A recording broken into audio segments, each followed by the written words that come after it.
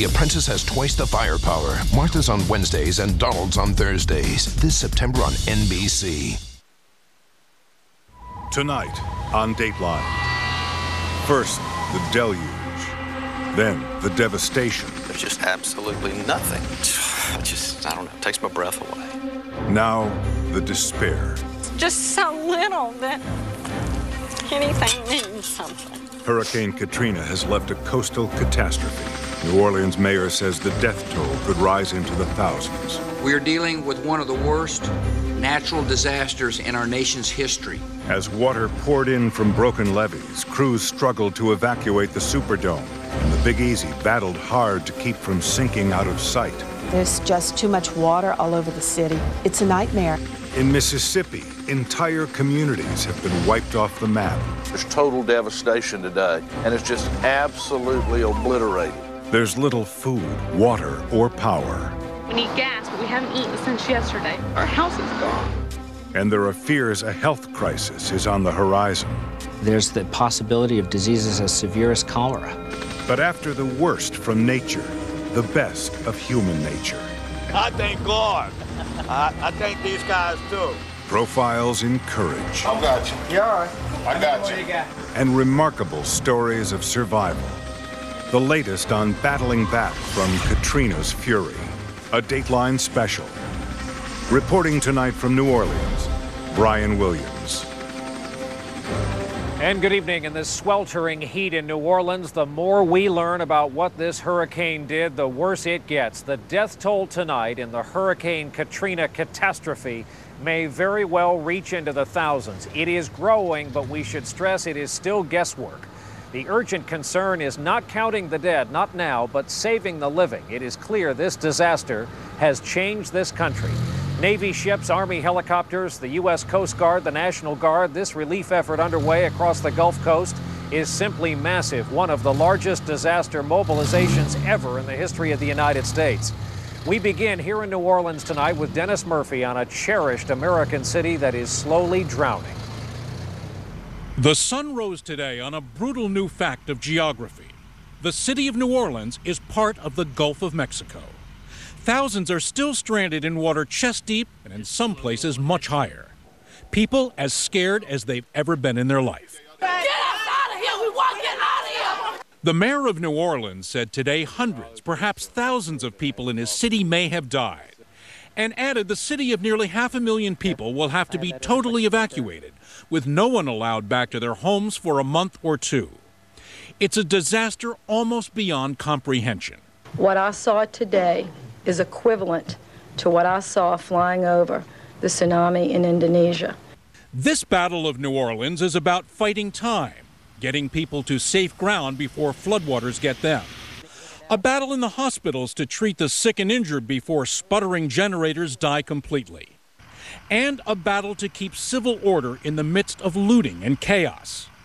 A Battle of New Orleans with an outcome not clear to the governor of Louisiana today. The problem seems impossible right now. Louisiana isn't even officially counting the dead until every effort has been made to get people off rooftops and out of sweltering attics. Today, President Bush aboard Air Force One made a hastily arranged inspection flight over the destroyed coastline. Following a conference call with his top aides on a disaster relief plan, Bush looked at one coastal community and said, "It's totally wiped out." From the White House this afternoon, the president said truckloads of ice, water, meals, blankets, and generators were on their way to the afflicted region. And he described the devastation he'd witnessed. We are dealing with one of the worst natural disasters in our nation's history. This recovery will take a long time. This recovery will take years. 45,000 refugees are in shelters across the New Orleans area. The regional commander for the Salvation Army has never seen anything like it. This is the worst disaster in my 32 years I've ever seen that's this bad. I've been through a lot of hurricanes and disaster services. This is a war zone. It is horrid. People's lives are just, everything they've worked for their entire lives is absolutely gone. Authorities are desperate to get the evacuees out of New Orleans altogether. More than 20,000 of them have been stuck inside the dank, humid Superdome since it opened as a shelter Sunday morning. Toilets are overflowing. Water is running short inside the dome, even as it's rising threateningly outside. Today, Louisiana and Texas struck a deal in which an armada of buses, 475 of them rounded up by FEMA, the federal disaster agency, are taking up to 25,000 evacuees from New Orleans to the Houston Astrodome, more than 300 miles away. The now mothballed Astrodome could serve as a full-service shelter until December, according to the Texas governor. There is no electricity in New Orleans. There is no drinkable water. Homeland Security Secretary Michael Chertoff was one of several federal officials today pledging to work tirelessly in a rescue and relief response as large as any the country has ever faced. The situation in all of the affected areas remains very dangerous. Public health experts are fearful of infectious disease in such a swampy locale.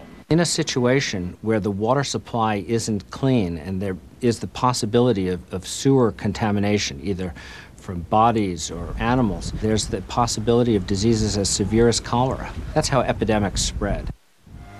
Helicopter crews continued dramatic rescues today.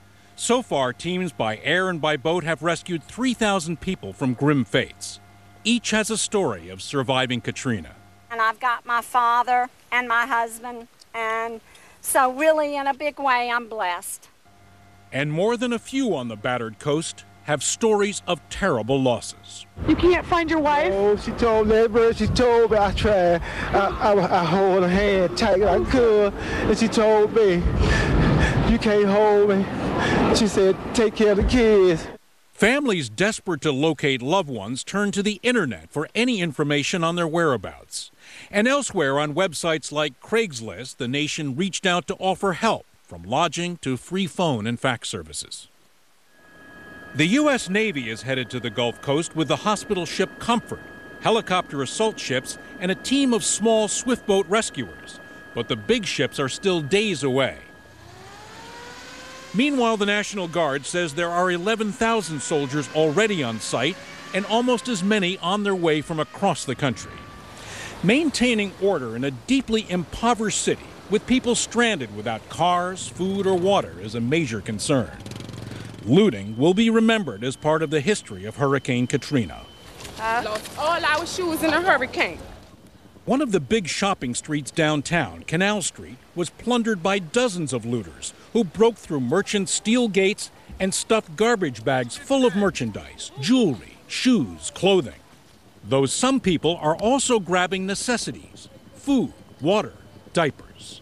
Jeffrey Robinson, a professor of urban economic studies at New York University. We're talking about perhaps people who weren't able to leave the area, who were unable to get on the bus or a train, or maybe didn't have vehicle transportation, and were hoping that the storm wouldn't be too bad. And there are always people who are going to be opportunistic when they see the situations are unfolding the way that they have in New Orleans. It's unfortunate that they are getting as much press as perhaps the people who need to be rescued. Police were overwhelmed yesterday and gave up trying to secure a Walmart, which was stripped down to bare shelves by looters. Some people in uniform even appeared to join them. One policeman was reported shot in the head by a looter, but he's expected to recover.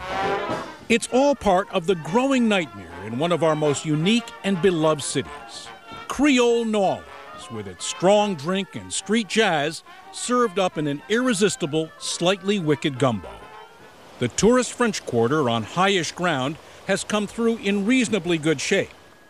But will the good times still roll in quite the same way after the horrors of Katrina?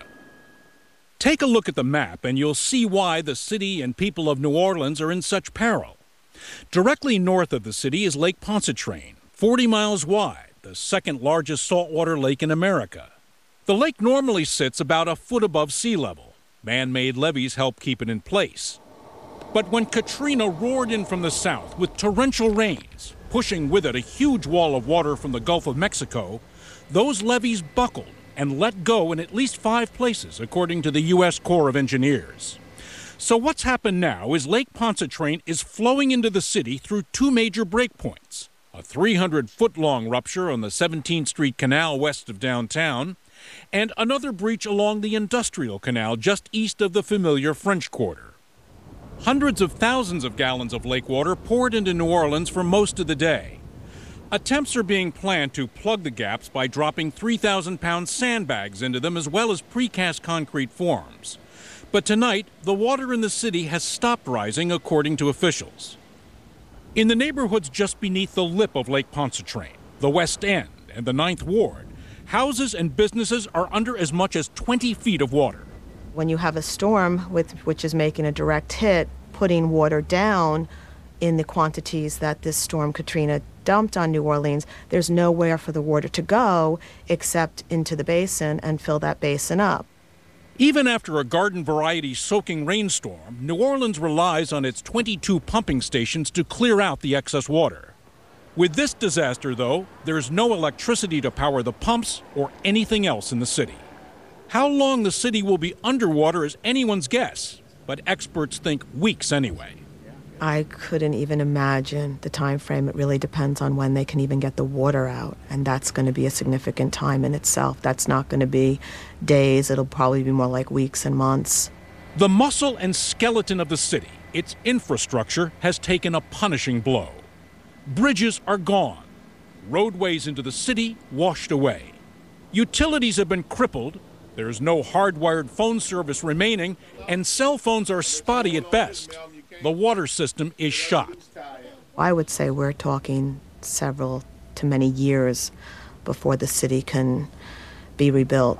With the civil engineers all but overwhelmed by the magnitude of their challenge, infectious disease specialists are deeply troubled by the toxic stew of floodwaters sloshing about the city streets. Raw sewage, decomposing bodies, petrochemicals from the hometown oil and gas industry. A very important problem is that sewerage has been interrupted and the water supplies have been interrupted. And that's something that can't wait. People need water to drink. And the question is, will there be clean water? And east of New Orleans, along the Mississippi Gulf Coast, where the scale of the devastation can only be hinted at from the air, there's mile after mile of flattened homes and resorts. Today, authorities started digging bodies from the rubble. And those who survived are still staggered, permanently scarred by Katrina. Houses destroyed, lives ruined, and help for most not coming fast enough.